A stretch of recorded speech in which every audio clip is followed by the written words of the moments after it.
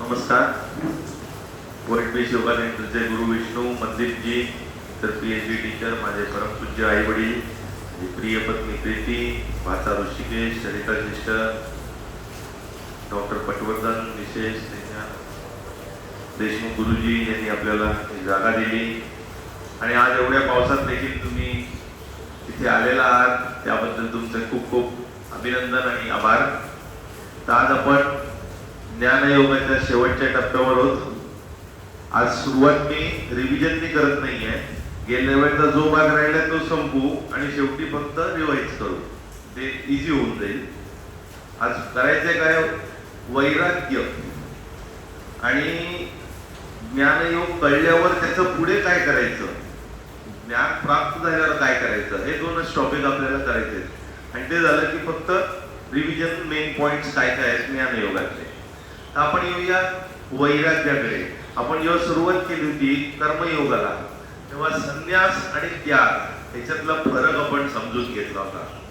त्याग म्हणजे जे आपल्याला मिळालेलं आहे ते सोडून देणं, त्यागून देणं, कर्मफलाचा त्याग करणं. आपल्याला जे फ्रुट्स मिळाले, ज्या गोष्टी मिळाल्या आहेत त्या देऊन टाकणं, हा त्याग झाला. तर त्याग तीन प्रकारचा आपण बघितला होता, सात्विक, राजसिक आणि तामसिक. सात्विक त्याग जो आपण नेहमी त्याग म्हणतो तो की आपण कर्मफळाची अपेक्षा न करता काम करा, जे तुमच्या नियतीने तुमच्याकडे आलेलं आहे ते. म्हणजे तुमच्या प्रिस्क्राइब ड्युटी करताना तुम्ही कुठल्याही फळाची अपेक्षा न करता काम करणं, फळाचं त्याग करणं, हा सात्विक त्याग झाला. राजसिक त्याग जो अर्जुनाला झाला होता, त्याला मोह झाला, मी माझ्या नातेवाईकांना कसं मारू, काय मारू, मी त्यागच करून टाकतो माझ्या ड्युटीचा. कारण का मला जी ड्युटी आलेली आहे नियतीने युद्ध करण्याची, क्षत्रियाची, ती मला भीतीदायक वाटते, त्रासदायक वाटते. त्यामुळे मी त्या ड्युटीचाच त्याग करून टाकतो, कारण मला यांना मारणं जीवावर देत आहे. म्हणजे गैरसोयीचं जर काम असेल तर त्याग करणं राजसिक त्याग झाला. तामसिक त्याग म्हणजे तुम्ही संभ्रमित झालेला, तुम्हाला तुमची ड्युटी काय तेच कळत नाहीये आणि त्यागाच्या नावाखाली तुम्ही काहीच काम करत नाही आहात, नुसतेच बसून आहात, कुठलंच काहीच करत नाही आहात. जे कम्फर्टेबल असेल किंवा अनकम्फर्टेबल असेल तो झाला तामसिक त्याग. याच्यात तुम्ही संभ्रमित झालेला. आता संन्यास म्हणजे काय, ऍक्शनचा त्याग करणं, कृतीचा त्याग करणं.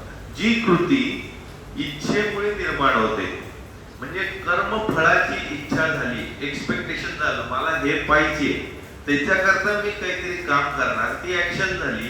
त्या ऍक्शनचाच त्याग करणं, कृतीचाच त्याग करणं, renunciation of action is called वैराग्य.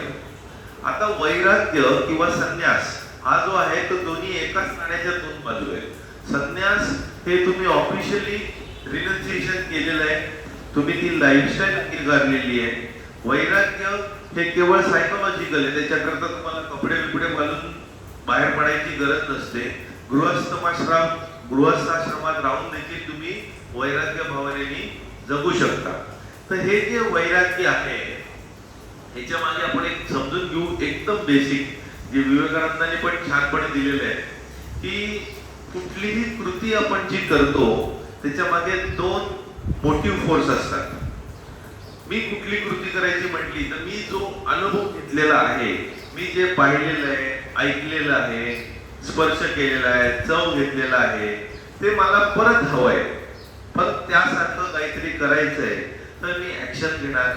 किंवा कोणीतरी माझ्या कानावर घातलेलं आहे की बाबा हे चांगलं आहे, हे छान आहे, टेस्टी आहे, हे बघण्यासारखं आहे, हे करण्यासारखं आहे, म्हणून तुम्ही करता. या दोनच कारण आहेत कृतीसाठी मोटिव्ह फोर्स, चालना देणारे घटक तुमच्या ऍक्शनसाठी. कुठली कृती तुम्हाला इच्छा झाली तुम्ही करता, तुमच्या अनुभवातून किंवा दुसऱ्यांचे अनुभव ऐकल्यामुळे तुम्हाला त्यांच्यासारखा अनुभव घ्यायची इच्छा झाली म्हणून तुम्ही कृती करता. आता या दोन्ही कृती टाळण्यासाठी, त्यांच्यापासून दूर जाण्यासाठी जो फोर्स आहे, controlling force of these two action is called renunciation किंवा वैराग्य. म्हणजे हे दोन मोटिव्ह फोर्स तुम्ही चेक मध्ये ठेवले तर तुम्ही वैराग्यात आला. उदाहरणार्थ रस्त्याने तुम्ही चाललाय, एका माणसाने तुम्हाला दगड मारला, तो दगड मारल्यावर तुम्हाला तो दगड लागला, तुमच्या मनात इच्छा झाली त्याला जशास तसं उत्तर देऊ किंवा त्याला ओरडू किंवा रागाने बघू. ही कृती काय झाली? तुम्ही काहीतरी एक्सपिरियन्स केला त्याचं रिटॅलिएशन करण्यासाठी.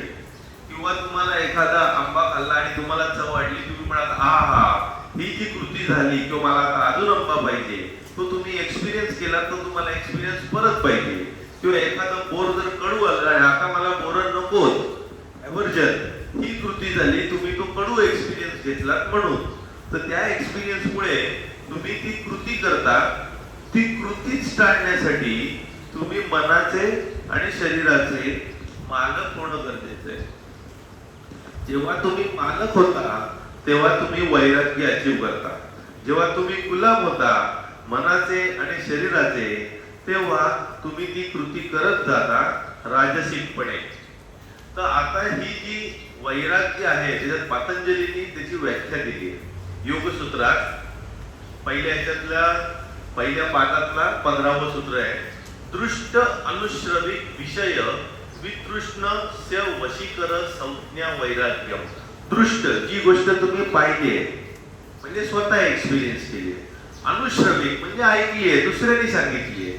या दोन गोष्टींमुळे जे सेन्स ऑब्जेक्ट तयार होतात, तुम्हाला करायची इच्छा होते, त्याच्यापासून वितृष्ण म्हणजे थर्स्ट, ती तहान काढून टाकली की मला हे पाहिजे, बघायचंय, ऐकायचंय, ही तहान काढून टाकून तुम्ही त्याचे मालक बनलात, वशीकर झालात.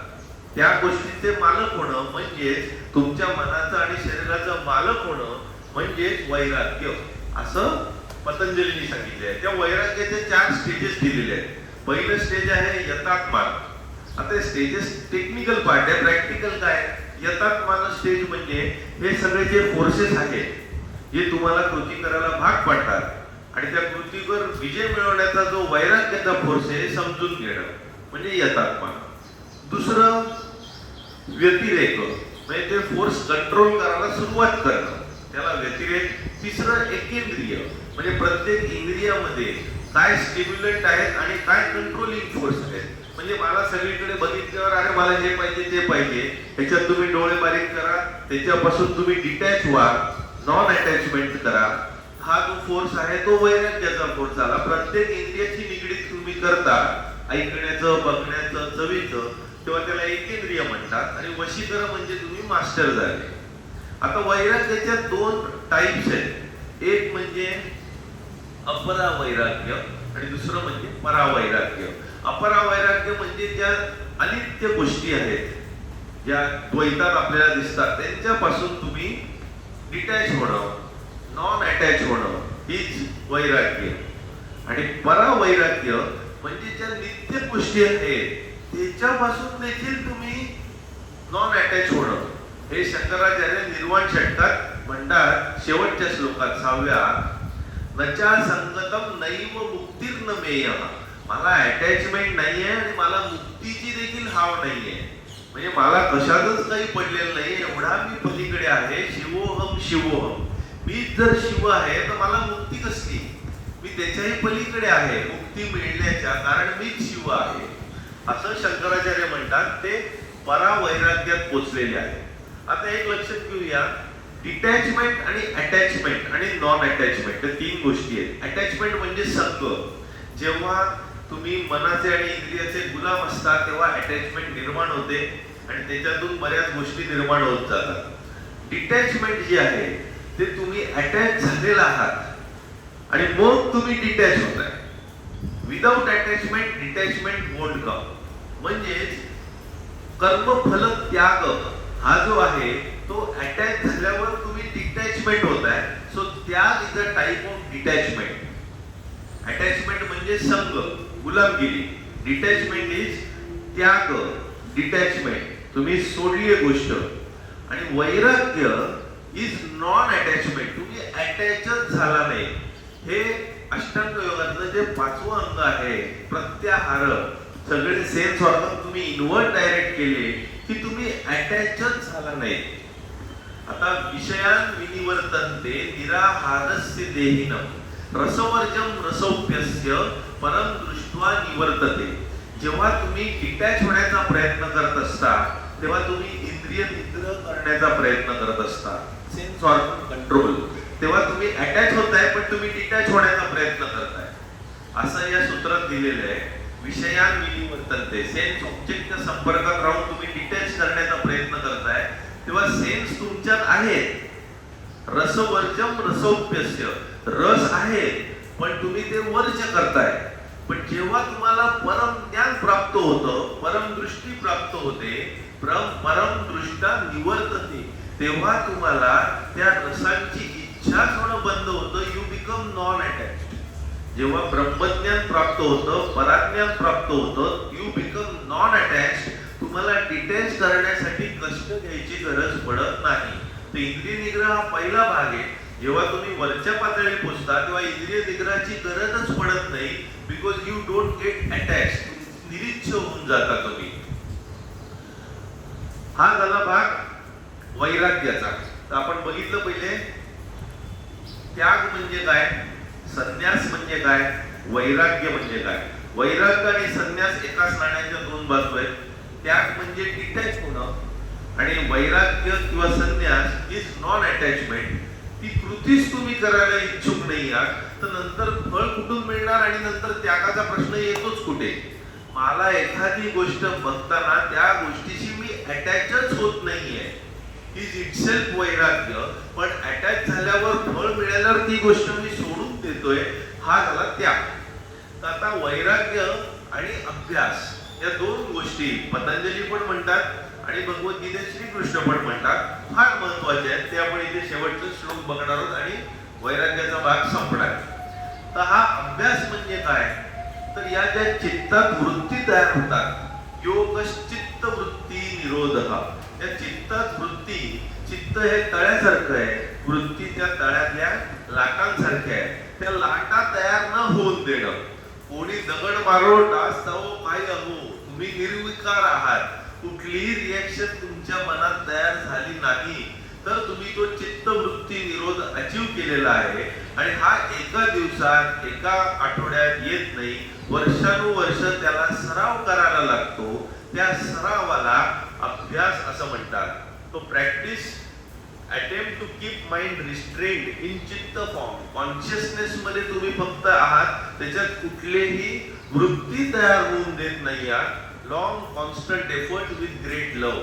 त्याला खूप दीर्घकाळ अभ्यास करायला लागतो, तेव्हा ही गोष्ट तुम्ही अचीव करता. म्हणूनच भगवद्गीतेत श्रीकृष्ण म्हणतात असंशयम महाबाहो. ह्यात काही संशय नाही अर्जुना. मनो दुर्निग्रहम चलम. मनाला कंट्रोल करणं खूपच कठीण आहे, ते काही सोपं नाहीये.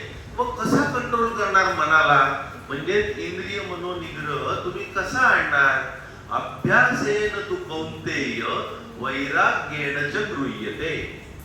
याच्याकरता या सगळा आपला पसारा होता. म्हणजे अभ्यास करा, सतत प्रॅक्टिस करा. कशा करता, मनाला कंट्रोल मध्ये आणण्यासाठी. त्याच्या चित्तवृत्ती तयार नाही झाल्या पाहिजे. कोई आपको गधा कहने से आप गधा नहीं बन जाते. तुम्ही जर म्हणाला तुम्हाला गाढव बोलला, झालं, तुमच्यात वृत्ती तयार झाली आणि तुम्ही गाढव बनला. एकदा गौतम बुद्धाला एक मनुष्य येऊन अर्धा तास खूप शिव्या घालतो. ते शांत उभे असतात, काही त्यांच्या चित्तवृत्ती तयार झालेल्या नसतात. तो म्हणतो एवढा वेळ मी बोललो तुम्हाला काय वाटत नाही का. ते रिलॅक्सच दिसत असतात. ते म्हणतात जर तू कोणाला भेट दिली आणि त्याने ती स्वीकारली नाही तर ती भेट कोणाची झाली. तो म्हणतो देणाऱ्याची. म्हणतात मी तुझी भेट काही घेतली नाही. तर तुम्ही वृत्ती निर्माण होऊन न देणं हे सोपं नसतं. ह्याला प्रॅक्टिस लागते, त्यालाच अभ्यास म्हणतात. डिटॅच होण्यासाठी, वैराग्य निर्माण होण्यासाठी तुम्हाला विवेकाची गरज असते. नित्य काय अनित्य काय, हे जर सगळं अनित्य आहे तर त्याच्यात अटॅचमेंट होऊन उपयोग काय. शेवटी हे नाशच पावणार आहे. मग तुम्हाला वैराग्य निर्माण व्हायला सोपं होतं. हे अनित्य आहे. आणि इथे आपण वरती बघितलं होतं हा सगळा गुणांचा खेळ आहे. सत्व रजस तमस. आणि तू स्वतः गुणत्रयातीत, तू या गुणांच्या पलीकडचा आहे. तर या गुणांच्या खेळात तू कशाला अडकतोय. या मोहात अडकून तू केवळ सुख दुःखात उलझून राहिलेला आहे. त्या गुणांच्या पलीकडे गेलास तर तू दुःखांच्या पलीकडे ऑटोमॅटिक जाशील. तर हे झालं वैराग्य. वैराग्याबद्दल वेगवेगळे श्लोक दिलेले आहेत भगवद्गीतेमध्ये. इच्छा न होणं काम करायची, कामाची इच्छा सोडून देणं किंवा डिझायरलेस स्टेट. आता डिझायर याला कामम क्रोधम लोभम त्यक्त्वा, वेगवेगळे श्लोक आहेत, त्याचा फक्त आपण सुंदर अर्थ समजून घेऊ वैराग्याच्या रिलेटेड. कामम क्रोधम लोभम त्यक्त्वा पश्यति आत्मानं, म्हणजे हे जेव्हा सोडून देतात तुम्ही काम क्रोध लोभ, तेव्हा तुमच्या आतच सोहम आहे, परमेश्वर आहे, हे तुम्हाला दिसून येतं. यह न कामायते किंचित ब्रह्मभूयाय कल्पते, जो थोडीही कसलीही इच्छा करत नाही तो ब्रह्मज्ञानाला रेडी आहे. The one who seeks suffers, असं इंग्लिश फिलॉसॉफी मधलं वाक्य आहे. The one who seeks suffers. तुम्ही जर काही शोधलं तर तुम्ही सफर पण होणार, पण तुम्ही कसलीच इच्छा केली नाही तर सफर होण्याचा प्रश्नच नाहीये. यत्तु इंद्रिय आणि मनसा नियम्य रमतेर्षभ, कर्मेंद्रिय ही कर्मयोगम असक्त स विशिक्षते. असक्त, कसली आसक्ती नसलेला, हा कसा ओळखायचा की जो मन इंद्रिय त्यांना कंट्रोल केलेलं आहे, इंद्रिय मनोनिग्रह त्यांनी अचीव केलेला आहे, आणि जी कर्मेंद्रिय आहेत त्यांना फक्त त्यांच्या कामात बिझी ठेवलेलं आहे, कुठल्या इच्छेने ते काम करत नाहीयेत. कर्म करतायत पण इच्छेशिवाय काय काम करतायत, याला ते म्हणतात कर्मेंद्रिय ही कर्मयोगम. कर्मेंद्रियांना कर्मयोगात घातलेलं आहे, इच्छेशिवाय फळाच्या अपेक्षेशिवाय कामाला लावलंय. असक्तस्य विशिष्यते, त्याला असक्त ओळखा. जेव्हा तुमच्याकडे असक्तपणा येतो, असक्त बुद्धी सर्वत्र जितात्मा, म्हणजे तुमच्या मनावरती तुम्ही विजय मिळवलेला आहे, मन शरीरावरती. असक्त बुद्धी सर्वत्र जितात्मा विगत स्पृह, म्हणजे कुठल्याही इच्छेचे तुम्ही सोडून दिलेले आहेत, इच्छा अपेक्षा. विगत स्पृह नैष्कर्म्य सिद्धी परमा, म्हणजे त्यांनी कर्मयोग मिळवलेला आहे, कुठलंही काम तो बंधनाशिवाय करतोय. नैष्कर्म्य सिद्धी परमा संन्यासेनादि गच्छति. आता संन्यास आणि वैराग्य एकाच नाण्याच्या दोन बाजू आहेत, त्यामुळे तो त्या मार्गाने माझ्यापर्यंत पोहोचतो. तस्मात असक्त सततम, म्हणजे असक्तपणे जेव्हा तुम्ही सतत वागत राहता, वैराग्यपणे वागत राहता, तस्मात असक्त सततम कार्यम कर्म करोति, म्हणजे जो कार्य करत राहतो, कर्म करत राहतो. असक्त या चरम कर्म परमात्मोति पुरुष, म्हणजे वैराग्याने असक्तपणे काम करत राहिल्यामुळे तुम्हाला ब्रह्मपदाची पुरुषाची प्राप्ती होऊन जाते. बुद्ध्या विशुद्धया युक्तो, बुद्ध्या विशुद्धया युक्तो, म्हणजे बुद्धी तुम्ही विशुद्ध करता. कशी करता? राग द्वेषो व्युदस्यच, म्हणजे राग, अटॅचमेंट आणि डिटॅचमेंट या सगळ्या गोष्टींच्या तुम्ही बाहेर पडलेला आहात. राग द्वेषो व्युदस् शब्दादीन विषयांत्यक्त्वा, म्हणजे सगळ्या मटेरियल गोष्टीतून तुम्ही सोडून जाता, तेव्हा तुमची बुद्धी विशुद्ध होऊन जाते. पुढे आपण येऊया. विविक्त सेवी लघुवाशी यत्वा काया मानस ध्यान योग परो नित्यम वैराग्यम समुपाश्रिता. आता शेवटी वैराग्य शब्द आला, म्हणजे विविक्त सेवी, की जो एकटा राहायला पसंत करतोय, ठराविकच गोष्टी खातोय, अति खात नाहीये. लघुवाशी म्हणजे कमी खाणं, विविक्त सेवी म्हणजे एकटा राहणं पसंत करतोय. यत वाक काया मानस, वाक काया मानस, वाक म्हणजे बोलणं, काया म्हणजे शरीर, मानस म्हणजे मन, या सगळ्यांवर त्याचं नियंत्रण आलंय. इंद्रिय म्हणून निग्रह तोच पार्ट आहे, वेगवेगळ्या स्वरूपात श्रीकृष्णांनी मांडलेला आहे. यत वाक काया मानस, आणि ध्यान योग परो नित्यम, त्याचं मन त्या परमेश्वराच्या ठाई ध्यानात गुंतलेलं आहे सततपणे, तो वैराग्याच्या मार्गाने माझ्यापर्यंत पोचतोय. अहंकारम बलम दर्पम कामम क्रोधम परिग्रह, म्हणजे सगळे जे वाईट दुर्गुण जे आहेत ते सगळे सोडून द्या, सेल्फिशनेस सोडून द्या, आणि तुम्ही माझ्या पाशी या. असं इनडायरेक्टली वैराग्याच्या मार्गाने तुम्ही येऊ शकता. आता एक छान त्यांनी उदाहरण दिलेलं आहे. वैराग्य तुम्ही गृहस्थाश्रमात राहून नॉर्मल जीवन जगून देखील वैराग्य कसं मिळवू शकता. आपूर्यमाणम अचल प्रतिष्ठम समुद्रमाप प्रविशन्ति यत्व, सगळ्या नद्या सतत पाणी त्या समुद्रात सोडतायत, पण समुद्राचा माप काही बदलत नाहीये, तो आहे तसाच आहे. he is unaffected despite of all water being poured in the sea. Similarly, सगळ्या इच्छा अपेक्षा आकांक्षा तुमच्या आजूबाजूला दिसतायत, तुम्हाला स्टिम्युलेट करतायत, तुमच्यात घुसतायत, पण तुम्ही त्या वैराग्य भावनेनेच राहा. आपूर्यमाणम अचल प्रतिष्ठम समुद्रमाप प्रविशन्ति यत्व तद्वत् कामाय प्रविशन्ति सर्वे. त्याप्रमाणे जेव्हा इच्छा तुमच्या मनात घुसत असतात, शरीरात घुसण्याचा प्रयत्न करत असतात, तरी देखील तुम्ही आहे तसेच राहा. तद्वत् कामाय प्रविशन्ति सर्वे स शांतिमाप्नोति न कामकामी. तेव्हा तो शांत राहतो, त्याला शांती मिळते. जे इच्छा करतात ते काही शांत राहू शकत नाही. म्हणूनच म्हणतात विहाय कामान्य सर्वान. सगळ्या इच्छा सोडून द्या. विहाय कामान्य म्हणजे इच्छा, सर्वान सगळ्या इच्छा. विहाय कामान्य सर्वान पुमांस चरती निस्पृह. जे पुरुष निस्पृहपणे चालतायत, काम करतायत कुठल्याही इच्छा अपेक्षेशिवाय. विहाय कामान्य सर्वान पुमांस चरती निस्पृह निर्ममो निरहंकार सशांतीम अधिगच्छति. ते कुठलेही हे माझं असं म्हणत नाही, निर्मम झालेले, निरहंकार, स्वतःचा इगो काढून टाकलाय, ते पुढे ब्रह्मस्थितीला पोचतात. आता इकडे येऊया. सूरमंदिर शंकराचार्यांच्या चरपट पंचतीतला श्लोक आहे. सूरमंदिर तरुमूल निवास म्हणजे चांगल्या मंदिराच्या झाडाच्या खाली जर तुमचं घर आहे, शय्या भूतल जमीनच तुमचं बेड आहे, गादी आहे. अजिनम वास म्हणजे जे प्राण्यांचं हे असतं कातड, ते तुम्ही पांघरून म्हणून घेतलेलं आहे. सर्व परिग्रह भोग त्याग, सगळा सेल्फिशनेस, स्वार्थ तुम्ही त्यागून दिलेला आहे, सोडून दिलेला आहे. वैराग्य तुमच्यात आलेलं आहे. तर शंकराचार्य म्हणतात शेवटचं कस्य सुखम न करोति विराग. म्हणजे हा विराग, वैराग्य कुठलं सुख तुम्हाला देणार नाही, सगळं सुख तुम्हाला मिळून जाईल. हा झाला सगळा वैराग्याचा भाग.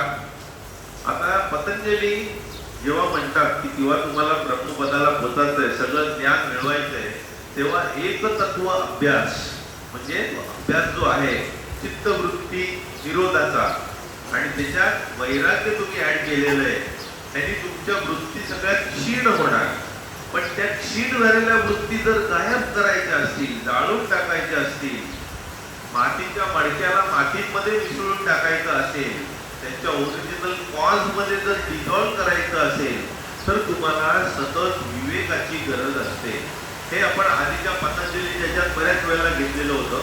विवेक म्हणजे चारच गोष्टी. नित्य अनित्य याच्यातला फरक कळला की तो विवेक कळला. तर इथे आपण बघूया एक तत्व अभ्यास, वैराग्य आणि विवेक. विवेक म्हणजे राईट डिस्क्रिमिनेशन. आता सात्विक बुद्धीमध्ये श्रीकृष्णाने इनडायरेक्टली विवेक सांगितलाय.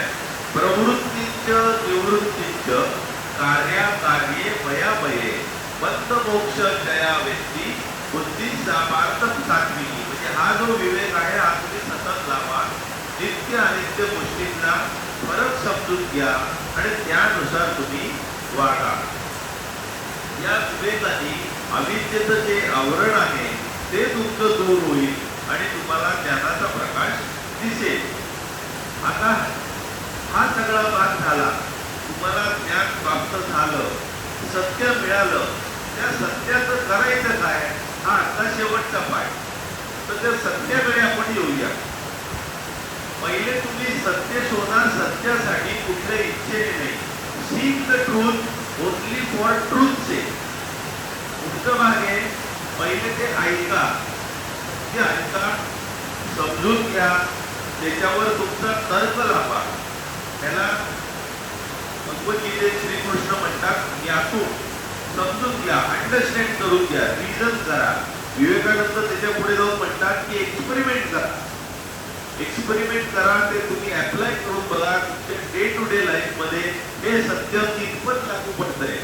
एकदा तुम्ही ते अनुभवायला लागलात, यू स्टार्ट रिअलायझिंग इट.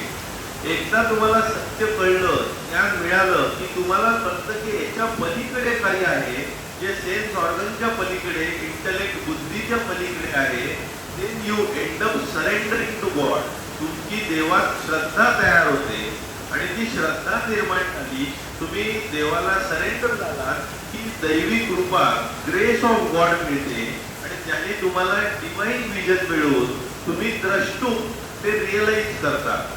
नुसतं कळून उपयोग नाही, ते रिअलाइज करणं गरजेचं आहे आणि realization offers only with grace of God. एकदा रिअलाइज झालं, ज्ञातुम द्रष्टुम ही शेवटची पेज येते, प्रवेशतुम. तुम्ही त्या कॉन्शियस मध्ये एंटर करता आणि सतत त्या कॉन्शियसनेस मध्ये राहता. जसं लोणी तयार झालं की नंतर तुम्ही ताकात टाका, दुधात टाका, ते लोणी तसंच राहतं. तुम्ही त्याच्याकडे परत त्याचं दूध किंवा ताक होत नाही. तर गो बियॉन्ड युअर रिझनिंग. आता हे जे आहे, आपण एक सिंपल उदाहरण घेऊया. प्राणी जे असतात ते कुठलीही गोष्ट रिझनिंगनी नाही करत. बहुतेक वेळेला सगळे प्राणी हे इन्स्टिंक्टनी काम करतात.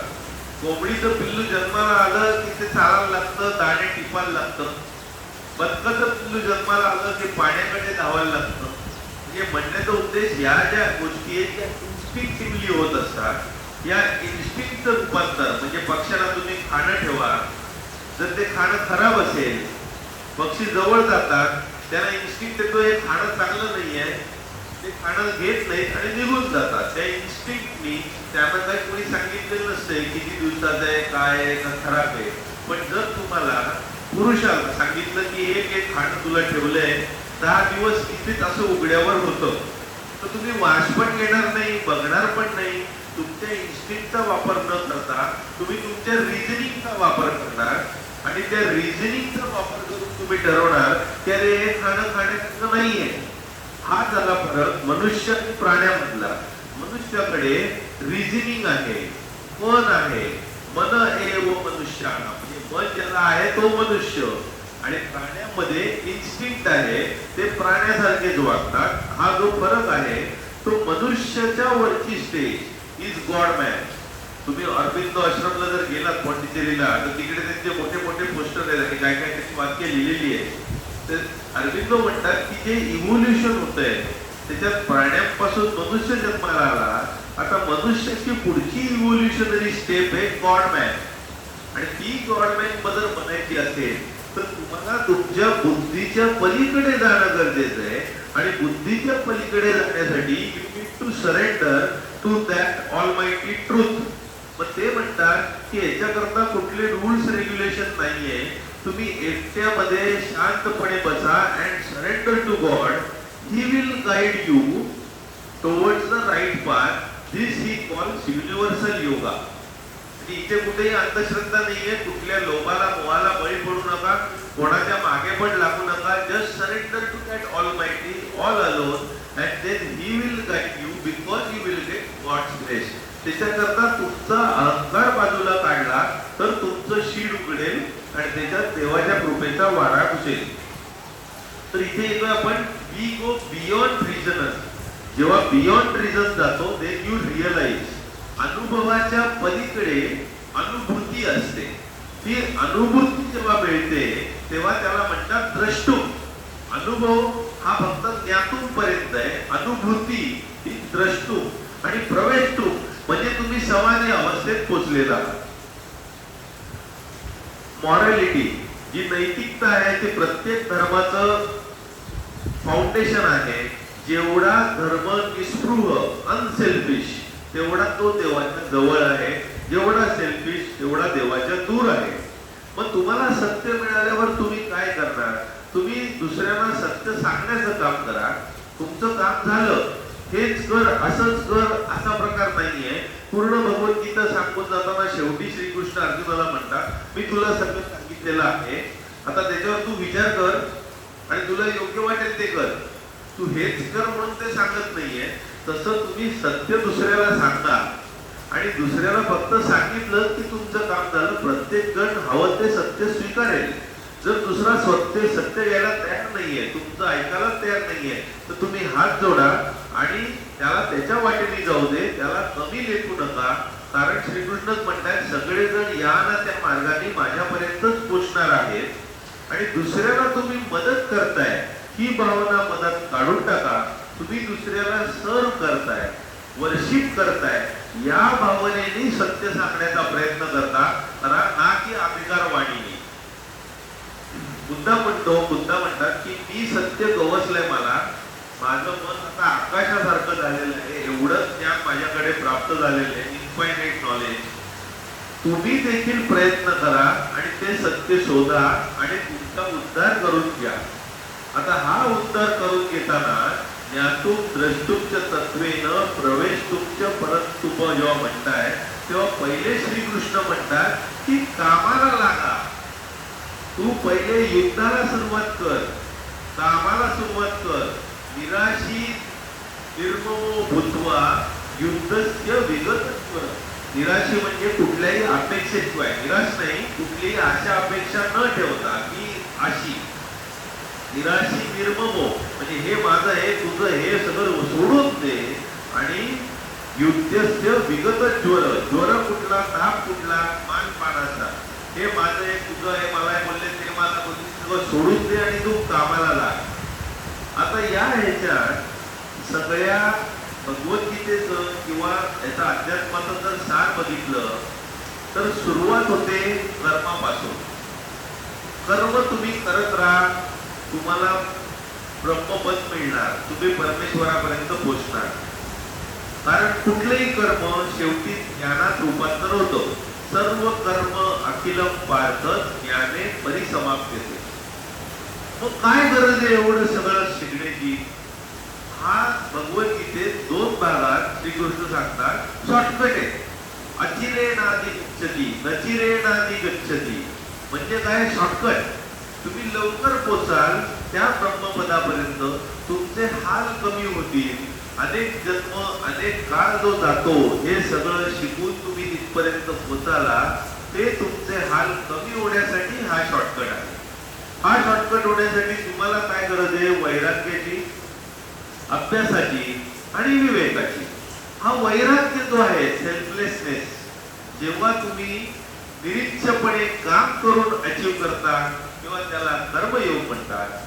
जेव्हा तुम्ही प्रेमाने कुठलीही अपेक्षा न ठेवता करता तेव्हा त्याला भक्तियोग म्हणतात. आणि जेव्हा तुम्ही कुठल्याही पार्शियालिटी शिवाय स्वतःचा इगो मध्ये न आणता बुद्धीने ज्ञानाने या ज्ञानापर्यंत पोहोचता तेव्हा त्याला ज्ञानयोग असं म्हणतात. आणि राजयोग जो आहे तो मधला आहे, त्याच्यात परत एथिक्स आले, तुमची बॉडी कंट्रोल आले, म्हणजे तुमच्या मनाचा कंट्रोल जो आहे तो ज्ञानयोगात आणून तुम्ही वैराग्य जाणताय. कारण 5वी जी स्टेप आहे राजयोगातली प्रत्याहार, ती वैराग्याची स्टेप आहे. आणि 5वी स्टेप सगळ्यात, 5वं अंग सगळ्यात मेन अंग मानलं जातं अष्टांग योगातलं. जेव्हा तुम्ही वैराग्य प्राप्त करता, म्हणजे राजयोगाने तुम्ही वैराग्य प्राप्त केलं. कसं? प्राणायाम, प्रत्याहार आणि आसन. आसनांनी, प्राणायामांनी तुमची मनाची जी कंडिशन बदलली.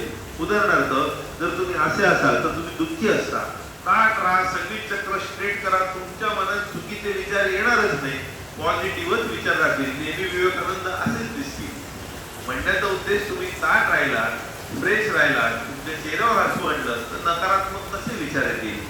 जेव्हा तुमचा श्वास नॉर्मल असतो तेव्हा दुःखी किंवा रागवलेले तुम्ही नसणारच आहात. रागवलेले असताना श्वास जोरात आहे, दुःखी असताना श्वास स्लो आहे. हे श्वासावरती आणि पोश्चरवरती तुम्ही कंट्रोल आणलात तर इनडायरेक्टली तुम्ही राजयोगाचा वापर करताय तुमच्या मनाचे आणि इंद्रियाचे मालक होण्यासाठी. आणि प्रत्याहाराचं तुम्ही ऍप्लिकेशन केल्यावर राजयोगातून तुम्ही मनो इंद्रिय निग्रह आणलेला आहे. तो वैराग्य आणणं काही सोपं नाही. तो वैराग्य तुम्ही राजयोगातून आणा, कर्मयोगातून आणा किंवा ज्ञानयोगातून आणा. हे वैराग्य आलं की पतंजलीमध्ये राजयोगामध्ये देखील ते सांगतात की विवेकाचा वापर करायचा. ते बुद्धियोगात तर विवेकच विवेक आहे. पहिले तुम्ही विवेक आणता, नित्य आणि अनित्यातला फरक समजून घेता. कर्मयोगात तुम्ही काम करून करून तुम्हाला कळतं की या भोगात काही ठेवलेलं नाहीये, योगातच ठेवलेलं आहे. जेवढं तुम्ही दुसऱ्यासाठी काम कराल तेवढे तुम्ही जास्त सुखी राहाल, स्वतःसाठी काम कराल तेवढे तुम्ही दुःखी व्हाल. हे कळल्यावर तुम्ही दुसऱ्यासाठी काम करायला लागता, फळाची अपेक्षा न ठेवता काम करता आणि तेव्हा तुम्ही वरच्या पदाला पोहोचता. तर हा झाला सगळा सारांश. तर थोडक्यात तुम्ही कर्म करा. कर्म करता करता कर्मफळाची अपेक्षा स्वतःला सुरुवात करा. This is final summary of entire Bhagavad Gita you can say. कर्म करता करता कर्मफळाची अपेक्षा सोडा. ही अपेक्षा सोडली, कर्मफल त्याग तुम्हाला जमायला लागला की तुमचा इंद्रिय मनोनिग्रह ऑटोमॅटिक यायला लागतो. इंद्रिय मनोनिग्रह आला की तुम्ही काम करता करताय. कशासाठी करताय? परमेश्वराला स्मरणी ठेवून, ध्यानी ठेवून. म्हणजे ही तर श्रीची इच्छा तुम्ही म्हणून काम करताय. निष्ठा त्याच्यावर ठेवून. निष्ठा ज्ञानस्य या परा, हे मेन क्रक्स आहे. समासैनिक कोणतेय निष्ठा ज्ञानस्य या परा. हे सांगताय की तुम्हाला ब्रह्मज्ञान मिळो, नैष्कर्म सिद्धी मिळो, निष्ठा त्यापायी पाहिजे. तसं कबीर सांगतो, घागरीतल्या पाण्याकडे लक्ष ठेवा. तुम्ही बोलताय चालताय तरी लक्ष तिकडे पाहिजे. हा झाला पुढचा भाग. पहिला झाला कर्म करा, कर्मफल त्याग करा. नंतर इंद्रिय मनोनिग्रह करा, वैराग्य आणा. वैराग्य आणल्यावर निष्ठा तिकडे ठेवा आणि निष्ठा तिकडे ठेवली की तुम्ही सरेंडर करा. तुमचे मन परमेश्वराच्या ठाई विलीन करा. तुमची बुद्धी परमेश्वरात गुंतवून टाका. तुमची बुद्धी परमेश्वरात गुंतवून टाका. छान श्लोक दिलाय भक्ती योगात, आपण पुढच्या वेळेला घेणार आहोत. मय्ये व मन आदत्स्व. मय्ये व मन आदत्स्व म्हणजे मन माझ्या ठाई स्थित करून टाक. मयी बुद्धी निवेशय म्हणजे बुद्धी माझ्या ठाई गुंतवून टाक, निवेश करून टाक. मय्ये व मन आदत्स्व मयी बुद्धी निवेशय. निवसिष्यति मय्येव, जेव्हा ही बुद्धी मन सगळं माझ्या ठाई राहील. निवसिष्यति मय्येव म्हणजे सगळं तुम्ही माझ्यासाठी सगळं झालं तर तुम्ही माझ्याकडे आलेलाच आहात. वेगळं काही उरलंच नाही. तुम्ही प्राप्त झालेला आहे. तुम्हाला मी प्राप्त झालेलो आहे. हे समजून घेताना शेवटी काय आहे? तुमचं चित्त सतत परमेश्वराच्या ठाई ठेवणं. आता पुढच्या वेळेला आपण काय बघणार आहोत? श्रीकृष्णांनी हे सांगितले या पद्धतीने. पुढच्या वेळेला ते उलट येतात, रिव्हर्स. सेमच आहे, काहीच वेगळं नाहीये. आता आपण पहिले बघितलं कर्म करा, कर्मफल त्याग करा, इंद्रिय मनोनिग्रह करा. इंद्रिय मनोनिग्रह केल्यानंतर निष्ठा परमेश्वराच्या ठाई ठेवा. निष्ठा परमेश्वराच्या ठाई ठेवल्यावर सगळं त्याला अर्पून, त्याला स्मरून, त्याच्या ठाई सगळंच करा. तुम्ही त्याच्यापर्यंत पोहोचता. भक्ती योगात 12व्या अध्यायात श्रीकृष्ण उलट काय सांगतात? सगळंच माझ्या ठाई ठेवून तुला काही जमत नसेल तर तू जरा एक स्टेप खाली आहे. तू फक्त इंद्रिय निग्रह कर आणि नुसतं माझ्यासाठी काम करत राहा. तुला चित्त माझ्या ठिकाणी ठेवता येत नसेल तर, चित्त ठेवता येत नसेल तर पहिले अभ्यास कर. अभ्यास कर म्हणजे चित्तवृत्ती निरोध कर.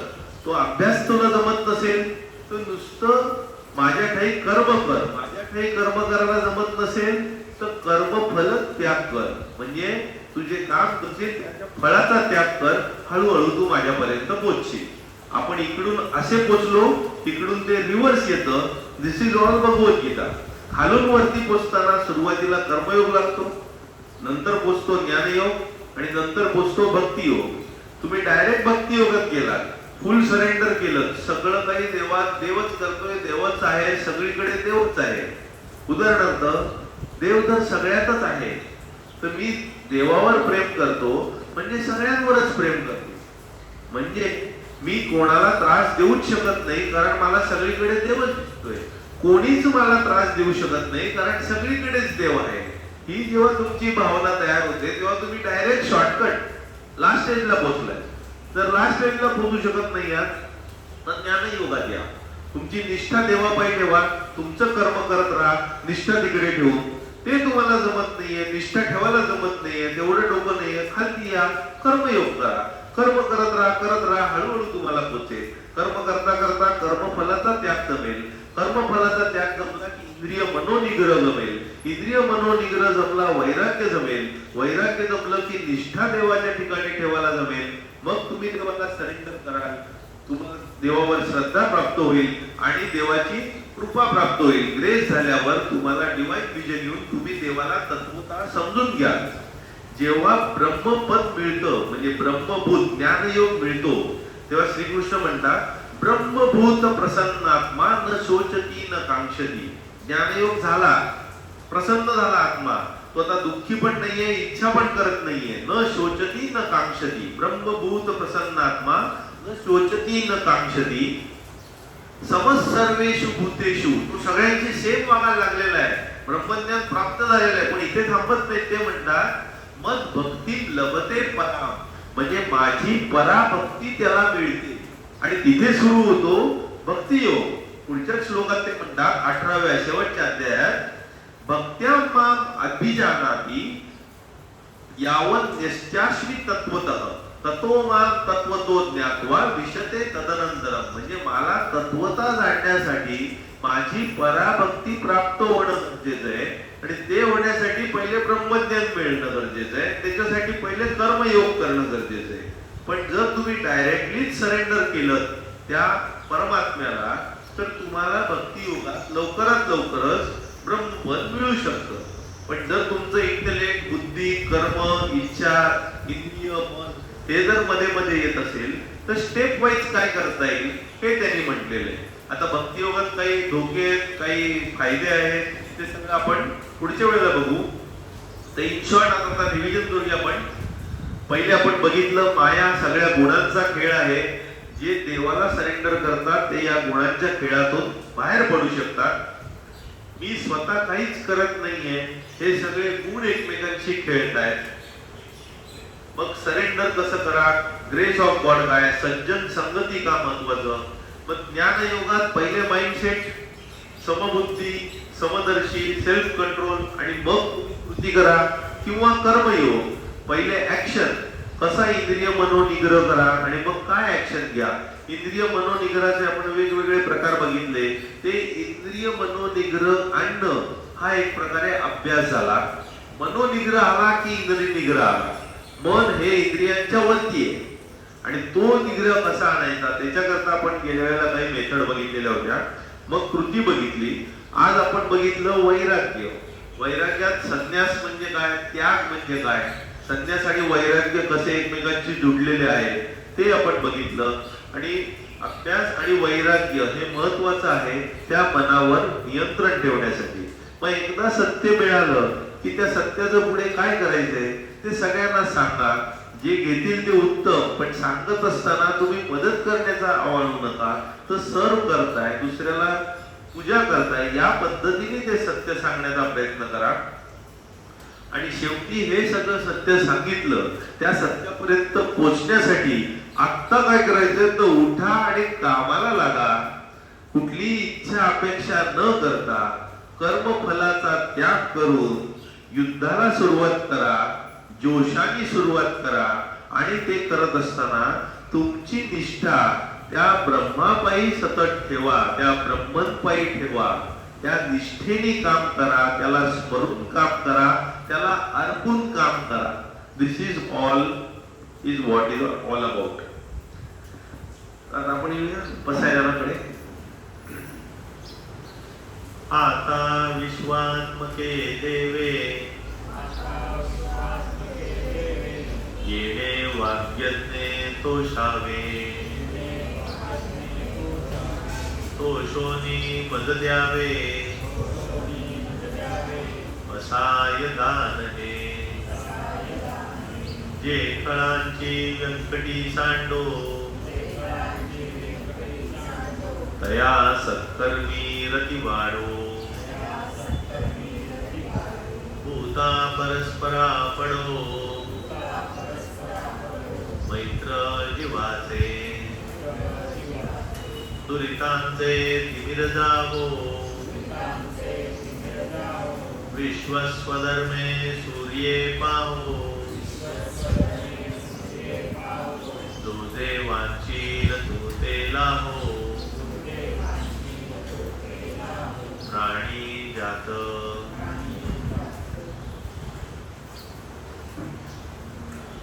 मुळे आज आपला